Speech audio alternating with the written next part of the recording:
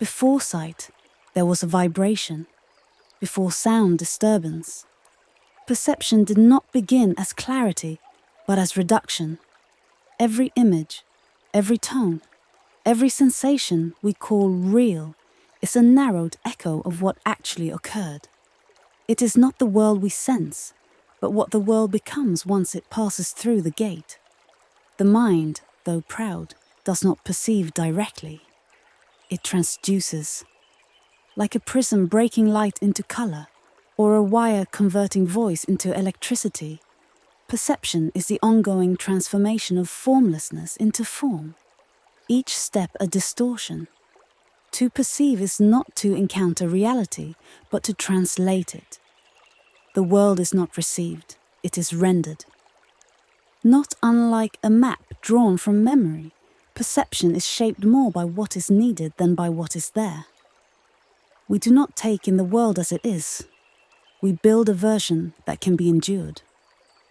This is the first illusion, that the senses are passive windows. In truth, they are sculptors. The eye does not see, it edits. The ear does not hear, it prioritizes. What is left behind, what is too faint, too fast, too foreign, does not enter the field of the real. And yet it remains. Perception, then, is a selective blindness. The invisible is not absent. It is just unrecognized. Reality, as we experience it, is the convergence of biological filtration, cultural conditioning, and linguistic constraint. What is shared becomes the world. What is unshared becomes madness, mysticism, or silence. The myth of the neutral witness dies here. The eye cannot see ultraviolet. The ear cannot detect the call of a bat. Yet these exist. Their absence from our perception is not proof of unreality. It is proof of a limitation. The animal sees differently. The machine hears differently. Every organism builds its own real. Our own filters evolve not to reveal truth, but to support survival. Clarity is a luxury. Function is the priority. Vision flattens three-dimensional space into two. Sound collapses a complex field into a linear rhythm. We believe we see form, but it is always framed. We believe we hear meaning, but it is always mixed with interference. Thus, every act of perception is also an act of negation. What you see is what the eye allows. What you know is what the filter preserves. We mistake thought for origin. But thought is echo. It does not precede perception. It follows it. The shape of the mind is molded by the shape of what it senses. The rhythms of language mirror the rhythms of the ear. The architecture of logic mirrors the architecture of space as seen through the eye. Even imagination, that most prized function of the mind, borrows the forms provided by the senses.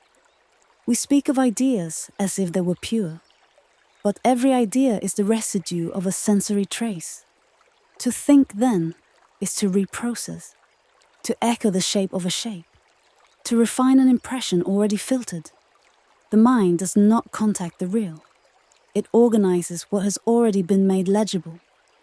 This is why clarity so often feels artificial, and mystery more true.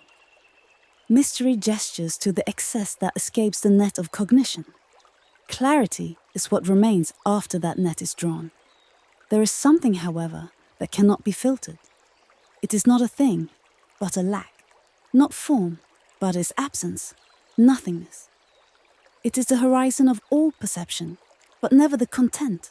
It can be approached, hinted at, gestured toward, but never held. Once held, it becomes something, and thus is no longer nothing. Yet without it, form has no contrast. The void is not a threat to meaning. It is its ground. The mind recoils from this. It seeks to fill the void with image, sound, explanation. But the void remains, like silence behind speech, or death behind time. Anxiety arises at the edge of perception, where translation fails and the raw, unfiltered returns. But this anxiety is also a door. To feel it is to brush against the truth that perception hides. At the boundary of perception, words dissolve, categories fail, and the self, as a perceiver, begins to unravel. And this is where the mirror will appear.